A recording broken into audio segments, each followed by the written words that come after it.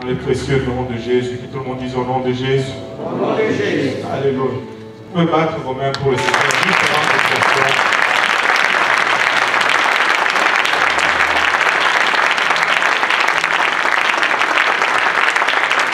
Alléluia. Donc, 47, c'est le verset 2, il dit, battez vos mains, Église chrétienne, et poussez vers Dieu de toutes les voies.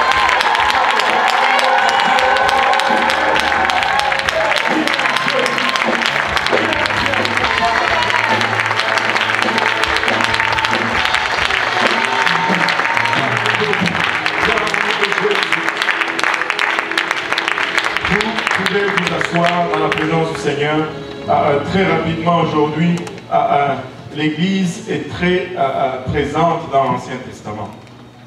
L'Église est très symbolisée dans l'Ancien Testament. Et une des symboles ou des images de l'Église dans l'Ancien Testament se trouve dans l'histoire que nous venons de vous partager, l'histoire de Rahab, la prostituée. Israël était à la porte de la terre promise encore une fois. Mais pour comprendre le contexte de tout ce qui est en train de se passer, il faut reculer 40 ans en arrière. Alors que Israël, après avoir été délivré puissamment de l'Égypte, ils ont traversé la mer Rouge, ils ont dépouillé les Égyptiens, ils sont arrivés au mont Sinaï où Dieu leur a donné la loi et le plan du tabernacle. Et ils avaient la loi pour servir Dieu et le tabernacle pour corriger quand ils ne servaient pas Dieu comme Dieu le demandait. Et ils ont continué leur chemin et ils se sont retrouvés à la porte de la terre promise, à la porte de Canaan. Cette terre leur était promise. Amen. Dieu leur avait promis à Canaan. Mais Israël n'est pas arrivé à la porte de Canaan et frappé à la porte et dire aux gens, sortez parce que c'est notre terre. Et puis les gens ont dit, ok, c'est correct, nous on va aller ailleurs. Même si la promesse était de la part de Dieu, Israël devait se battre. Israël devait conquérir cette terre promise.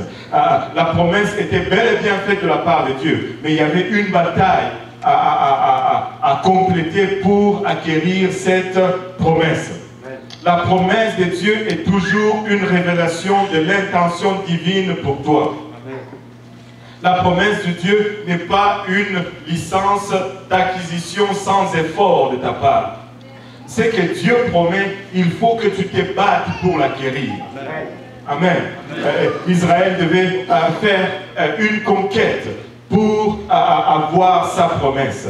Mais face à ces défis, Moïse avait envoyé 12 espions, mais les espions ont espionné la terre pendant 40 jours. Ils ont exploré la terre. Ils sont rentrés de là avec le produit de la terre. Ils ont déclaré ceci, que c'est un pays où coule le lait et le miel.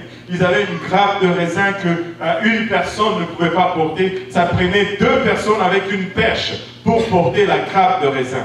Ça, c'est du raisin. Amen. Tu n'en trouves pas de pareil chez Borelatos. C'est du gros raisin. Et je ne sais pas pour vous, mais c'est bon le raisin. Est-ce qu'il y a quelqu'un qui n'aime... Je n'ai jamais rencontré quelqu'un qui n'aime pas le raisin.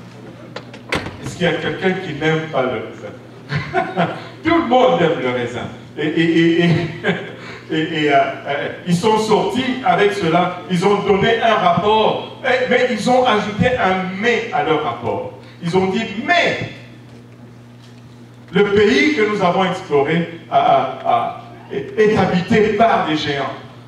Et nous y avons vu des grands, des descendants d'Anak. Et les villes plutôt sont fortifiées par des murs. Nous ne pouvons pas aller et prendre cette ville. Et ils ont donné un rapport, la Bible qualifie ce rapport de mauvais rapport. Mais si vous regardez la racine de ce mot mauvais rapport, c'est un rapport satanique, c'est un rapport diabolique. Tu sais quoi?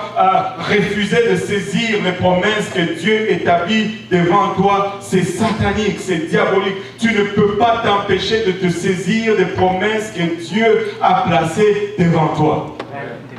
Lève-toi, bats-toi, saisis-toi des promesses. C'est dangereux que de rester à l'extérieur des promesses de Dieu. Il faut être dans la promesse de Dieu. Amen. Il faut vivre dans la promesse de Dieu. Écoutez, les voies de Dieu, je vais me le répéter encore pour ceux qui viennent régulièrement ici, je m'excuse pour la répétition, les voies de Dieu ne sont pas exemptes de difficultés. Mais je préfère avoir des difficultés avec Dieu avec moi qu'avoir des difficultés sans Dieu avec moi. Parce que avec ou sans, tu auras des difficultés. Nous vivons dans un monde déchu, dans la nature est corrompue, et tu auras des difficultés. Mais mieux vaut avoir des difficultés avec Dieu qu'avoir des difficultés sans Dieu. Amen. Dieu ne nous fait pas de promesses de vie facile. Dieu ne nous dit pas qu'il va enlever nos tribulations. Il dit, dans cette vie, vous allez souffrir des tribulations. Anyway, je m'écarte un peu. Israël a vu les défis devant lui et ils se sont dit, nous ne pouvons pas aller, nous ne pouvons pas prendre. Le peuple se sont décriés, ils se sont tournés vers le dirigeant, ils ont failli le lapider. Il n'y en avait que 2 des 12 espions qui ont dit, nous pouvons aller, nous pouvons prendre, Dieu est avec nous. Écoutez, notre résultat n'est jamais déterminé par notre circonstance. Notre résultat est toujours déterminé par notre association. Si nous nous associons avec Dieu, peu importe les circonstances, nous allons avoir éventuellement la victoire. Amen. Avec Dieu, ceux qui suivent l'étude sur le livre d'Éphésiens, il y a une phrase que je répète constamment, le combat est fixé. Le combat est arrangé avec Dieu. Tu sais, quand tu as un combat entre 2 boxeurs et que tu connais déjà le résultat à l'avance, c'est un combat arrangé. Le combat est arrangé. Lisez votre Bible. Nous gagnons à la fin. Amen. Vous ne pouvez pas gagner.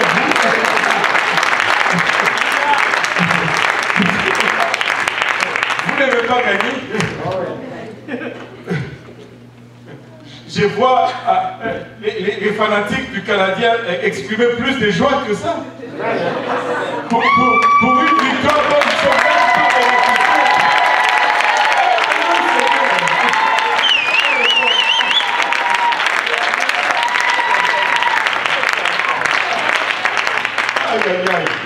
aide-nous Seigneur. Nous gagnons à la fin. Nous gagnons, c'est arrangé. C'est déjà arrangé. Reste avec Dieu. Même si ça devient dur comment, reste avec Dieu. Même si ça semble qu'ils sont plus nombreux et ils ont plus de moyens que nous. Reste avec Dieu. Et éventuellement, nous gagnons.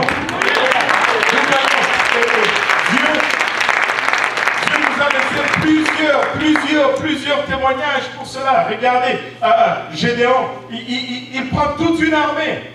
Il dit, non, vous êtes trop nombreux, éliminez. Il élimine des milliers. Non, vous êtes, allez boire. Éliminez. Ils sont restés 300. Et c'est tout ce que ça a pris pour prendre toute une armée de milliers et de milliers. Dieu, il a fait ça exprès pour que nous puissions voir et que nous regardons dehors, nous disions que ça n'a pas changé. C'est pareil. Amen. Et il ne faut pas que ça change. Hein? Regardez David. 5 pierres, une lance-pierre, et Goliath vient avec quelqu'un qui porte son bouclier, quelqu'un pour porter le bouclier, armé comme ça ne se peut pas. Mais David était avec Dieu. Amen. Et vous savez, une pierre a suffi. Amen. Et quelqu'un a dit, pasteur, pourquoi il a pris 5 pierres? C'est pas parce qu'il pensait qu'il allait manquer un coup. Parce que si tu étudies ta Bible, tu vas voir que Goliath avait 4 frères. Oui, Goliath avait 4 frères. David avait pris une pierre pour chaque géant.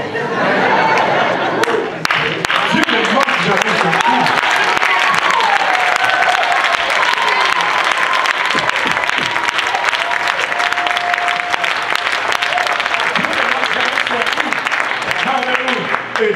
Ils étaient là devant la terre promise. Ils disent, nous ne pouvons pas rentrer. Nos enfants vont mourir. Et ils se sont plaints. Et Dieu dit, ah bon, c'est ça que vous voulez? Retournez errer dans le désert. Et leur déclaration a été ce dont Dieu s'est basé pour leur propre punition. Ils ont décrié la terre promise. Ils ont dit dans le livre de Nombre,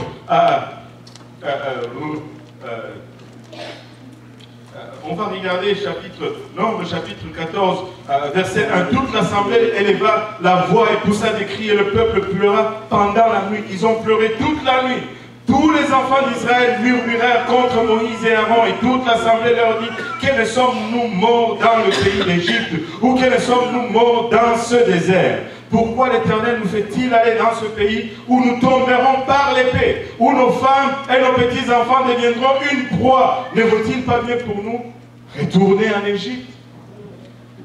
Et ils se dirent l'un à l'autre: nommons un chef et retournons en Égypte. Moïse et Aaron tombèrent sur leur visage en présence de toute l'assemblée réunie des enfants d'Israël.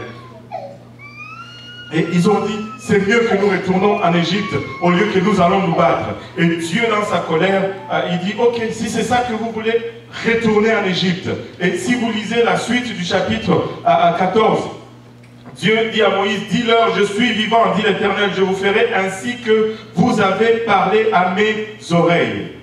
14, 28. Dis-leur, je suis vivant, dit l'Éternel, je vous ferai ainsi que vous avez parlé à mes oreilles. Vous savez, c'est une chose dangereuse que de se plaindre souvent auprès de Dieu.